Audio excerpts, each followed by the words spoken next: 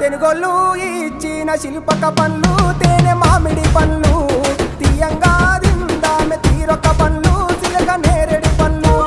కాపోళ్ళు ఇచ్చిన మక్క కంకులు అవి పాల కంకులు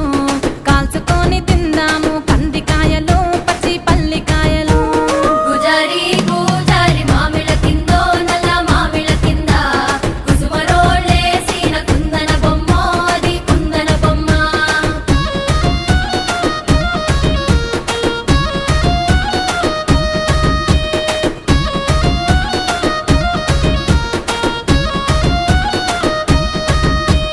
బెస్తోలు పెట్టిన పచ్చి చేపలు అవి వట్టి చేపలు కమ్మంగా తిందాము